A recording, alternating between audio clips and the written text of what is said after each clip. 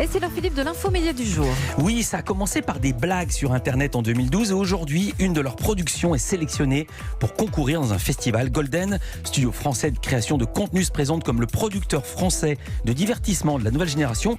Et pour en parler, nous recevons Adrien Lavastir. Vous êtes le patron de Golden. Bonjour. Bonjour, merci de me recevoir. Merci d'être ici avec nous. D'abord, pour ceux qui ne connaissent pas, pour les puristes, pour les touristes, qu'est-ce que c'est Golden ? Expliquez. Alors, quand j'essaie d'expliquer à ma mère ce qu'est Golden, je lui dis en fait que c'est un média pour les jeunes. Elle me dit un média, mais où ça ? On est diffusé essentiellement sur les réseaux sociaux. On trouve nos contenus sur YouTube, sur Facebook, sur Snapchat, Instagram, Twitter. Donc on fait des vidéos essentiellement. On a commencé par des sketchs humoristiques. On fait aussi des reportages, des magazines, des documentaires, des tutoriels. Donc on traite de l'actu sous toutes ses formes, sous tous les genres. Il n'y a pas seulement de l'humour, parce que moi je me souviens de Poulpe et de Golden Moustache. Non, vous êtes diversifié. Au début on avait commencé avec Poulpe, avec McFly, Carlito, et puis en 2015 on avait fait un premier contenu sur l'écologie avec Nicolas Hulot. On s'était amusé à faire un sketch pour le soutenir dans son combat pour la COP21, et les gens nous avaient dit attention quand même sur les sujets sérieux, les gens vous attendent pas forcément, qui êtes-vous pour parler d'écologie, et donc on l'avait quand même fait parce que c'était quelque chose qui nous tenait beaucoup à cœur, et les retours ont été tellement positifs de la part de la communauté, on a eu tellement d'engagement à ce moment-là qu'on s'est dit c'est peut-être l'occasion de, tout en gardant un ton divertissant, parce qu'effectivement on n'est pas des journalistes à proprement parler, de parler des sujets de société qui nous touchent et qui sont ceux de notre génération. D'accord. Juste un mot, McFly et Carlito qui seront nos invités la semaine prochaine. Pourquoi ça s'appelle comme ça ? Golden Moustache ? Ouais, ou Golden. Parce que vous avez fait comme Magnum, vous avez vu sur TF1, ils ont remis un nouveau Magnum et ils lui ont rasé la moustache. Pourquoi il n'y a plus de moustache dans Golden Moustache ? Alors, moi personnellement, je me suis rasé la moustache au bout de quelques années parce que ma femme m'a dit qu'il fallait arrêter. Golden Moustache, on trouvait ça sympa comme nom. Attendez, c'est une blague, vous avez vraiment la moustache ? Ouais, j'avais vraiment la moustache. Alors, je précise aux gens, europe1.fr, vous pouvez regarder notre invité qui est Adrien Lavastir et imaginez sa tête avec une moustache, vous pouvez même la rajouter et mettre ça et poster ça sur YouTube et Golden va le reprendre. Blague à part, pourquoi vous enlevez le moustache ? Parce qu'en fait, moustache, ça renvoyait à quelque chose de comédie, et là on va élargir un peu le spectre, on va faire de l'info.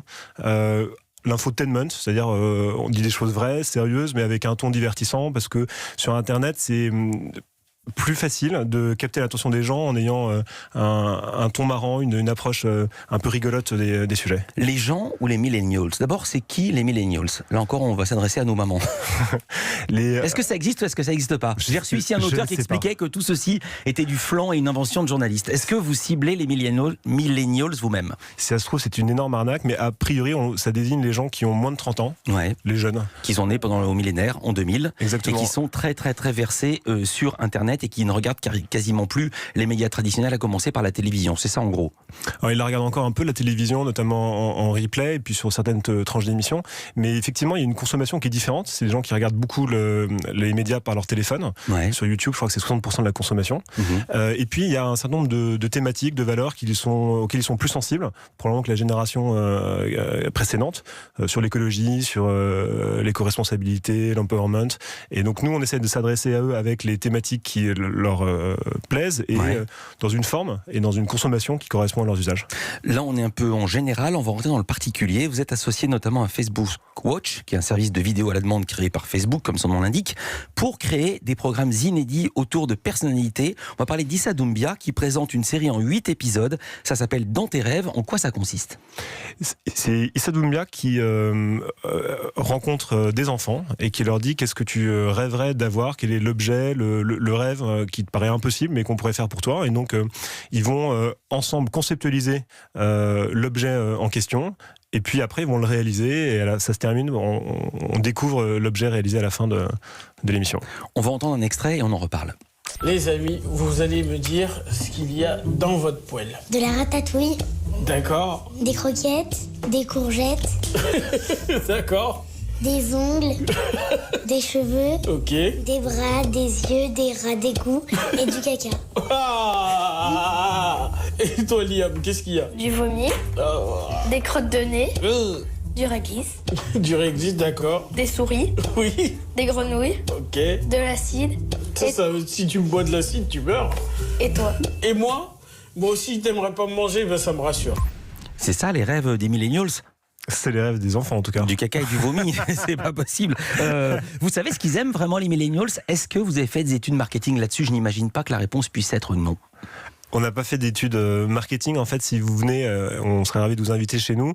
Vous verrez que la moyenne d'âge est entre 20 et 25 ans à peu près. D'accord, donc c'est un sondage grandeur nature de tous les jours, du matin au soir. Ouais, c'est assez naturel en fait. Vous êtes le plus vieux. Je suis très vieux. Vous avez quel âge ? 42 ans. 42 ans et vous êtes déjà un vieux.